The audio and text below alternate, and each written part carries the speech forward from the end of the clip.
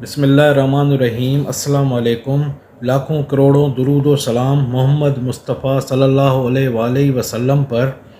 Welcome to my YouTube channel Shahid the scholar. उम्मीद है आप सब खैरियत से होंगे। आज हम फिर अपनी मैथमेटिक्स की अंडरस्टैंडिंग्स को बढ़ाते हैं, कंटिन्यू करते हैं। दोस्तों, आज हम सिंप्लीफिकेशंस के प्रॉब्लम्स को कंटिन्यू करेंगे। दोस्तों, ये एक फ्रैक्शन का प्रॉब्लम है जो कि मोस्टली एग्ज़ाम्स में आता है।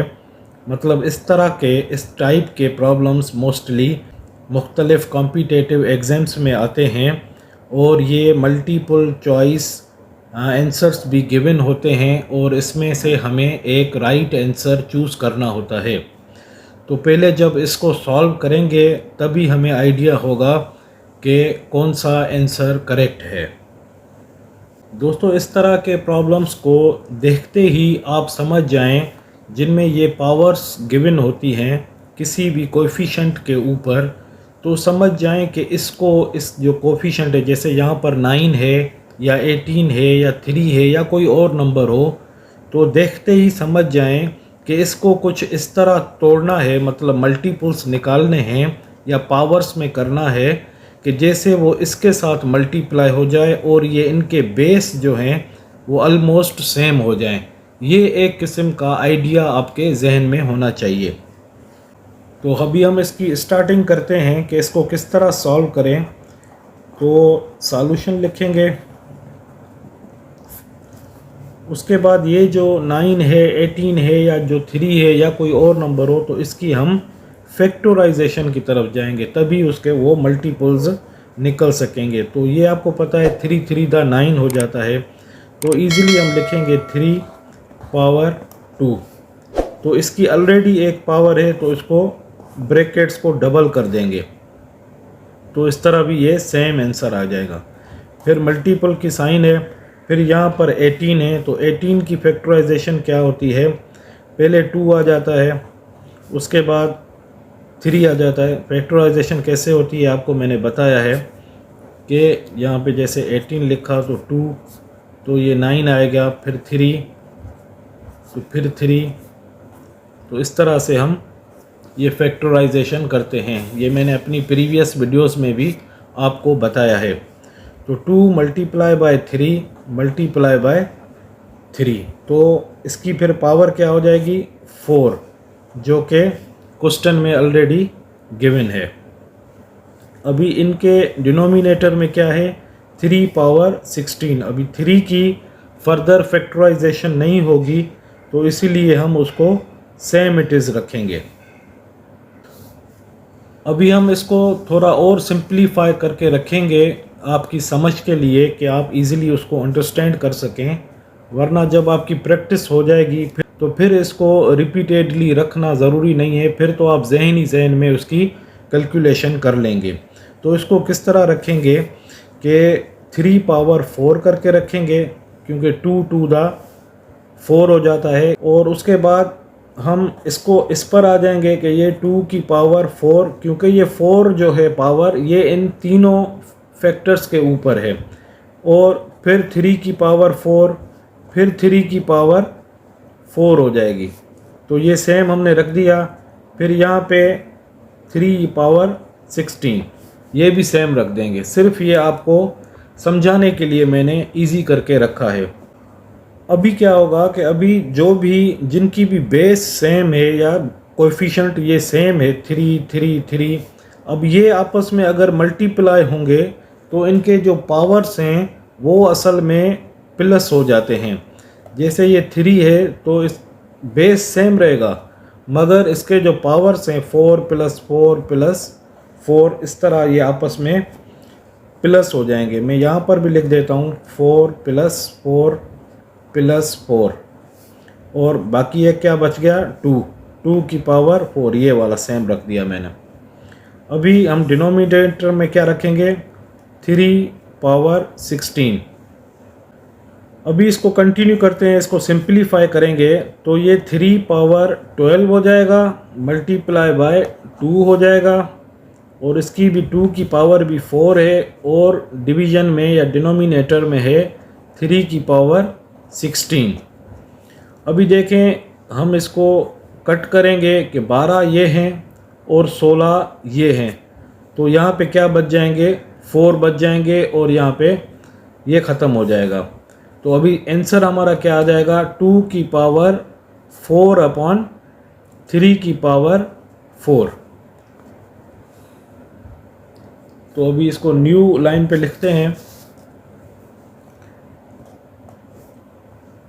अभी 2 की पावर 4 मतलब 2 multiply by 2 multiply by 2 and multiply by 2। तो 2 की पावर 4 का मतलब है कि 2 4 टाइम्स आपस में मल्टीप्लाई है।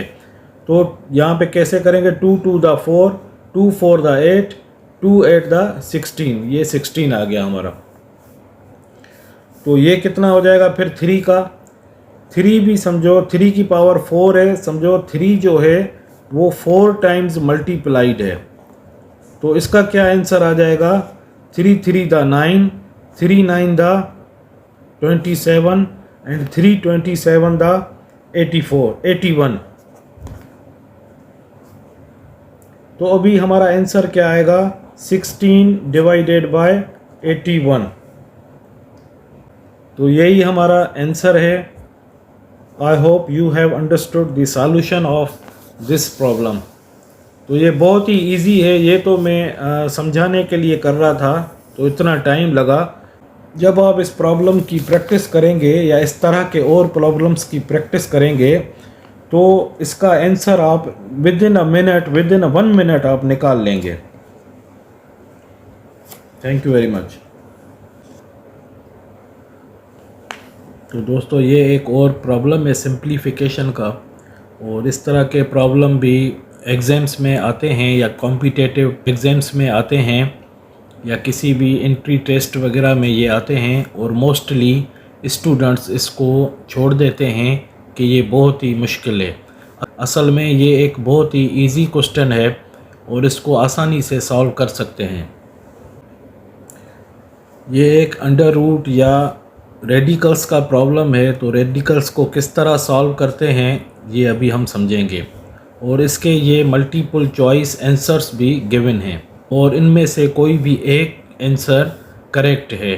तो इसका आइडिया हमें इस प्रॉब्लम को सॉल्व करने के बाद लगेगा कि which one is correct answer, कि कौन सा सही आंसर है। तो चलें इसको स्टार्ट करते हैं कि इसका सॉल्यूशन किस तरह होगा, कि इसको किस तरह सॉल्व करेंगे।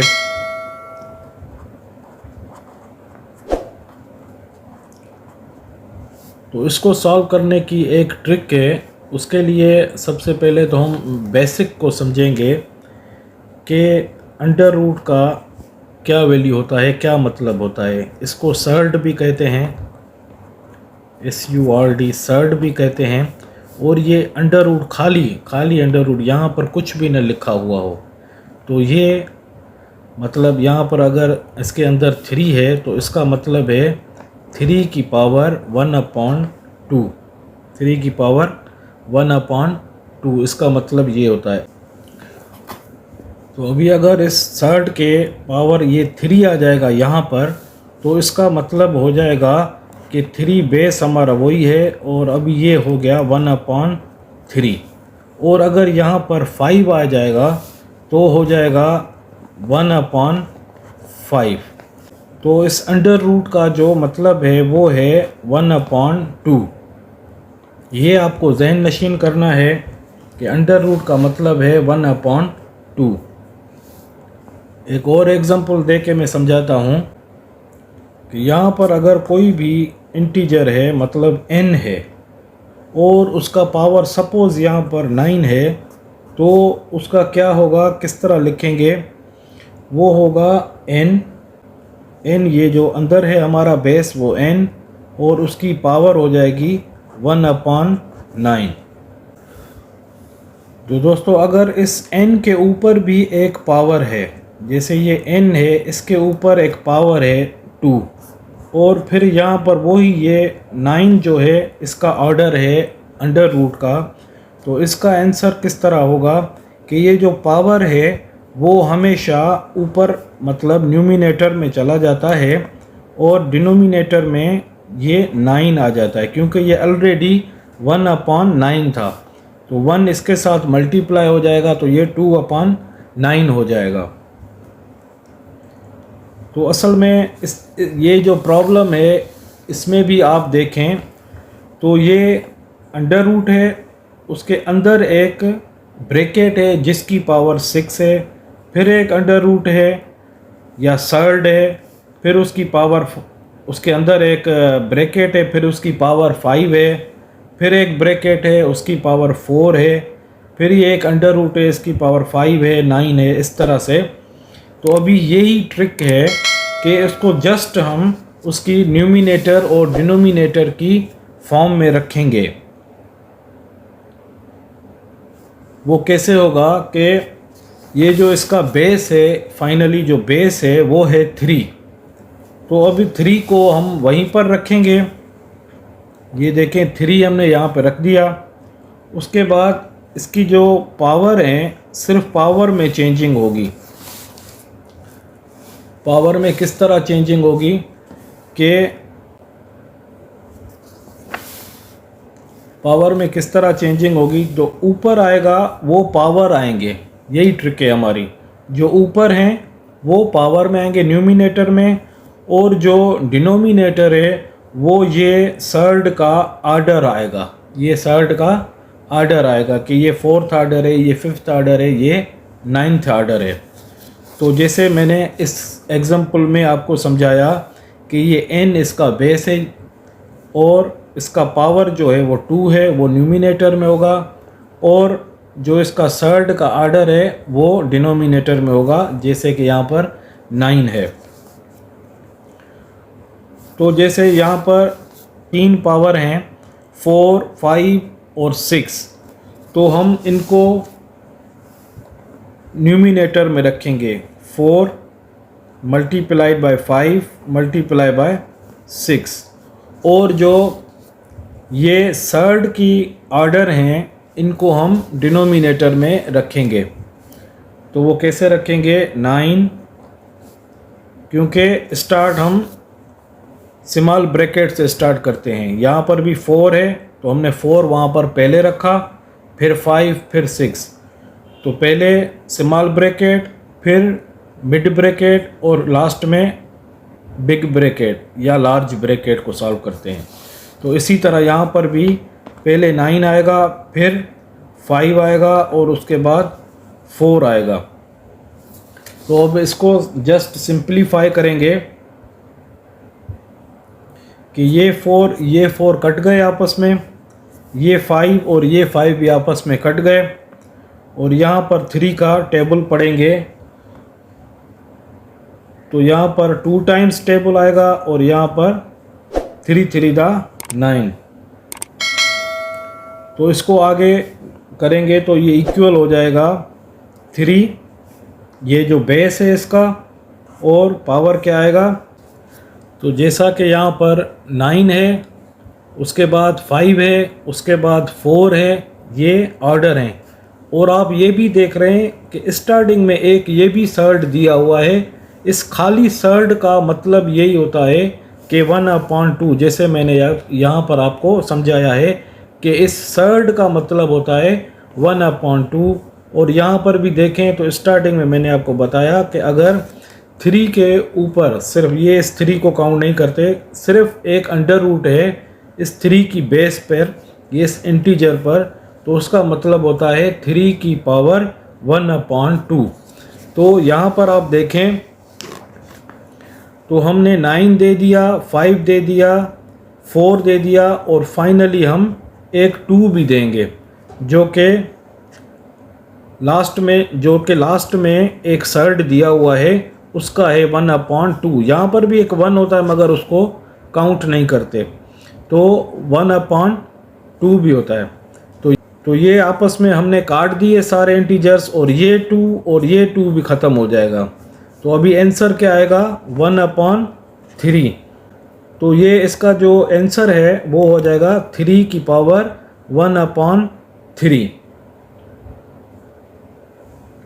तो यही एक ट्रिक थी कि जस्ट उनके जो जो ब्रैकेट्स के ऊपर पावर हैं वो हम ऊपर रख देंगे न्यूमिनेटर में, और जो डिनोमिनेटर में है वो हम सर्ड की जो ऑर्डर होता है 9, 4, 5 जो भी गिवन हो उसको हम जस्ट जल्दी से डिनोमिनेटर में रख देंगे, और उसकी बाद में हम आपस में सिंप्लीफिकेशन कर देंगे, काट देंगे, तो उसका आंसर आ जाएगा 3 की पावर 1/3। अभी ये हम अपने इसमें जो मल्टीपल आंसर्स दिए हुए हैं इसमें चेक करेंगे, तो यहाँ पर जो सी ऑप्शन है वो करेक्ट है हमारा, तो यही हमारा आंसर है। तो I hope you have understood the solution of this type of problems. तो आप समझ गए होंगे कि इस तरह के अगर प्रॉब्लम्स आ जाएं तो उसको किस तरह सॉल्व करें। Thank you very much.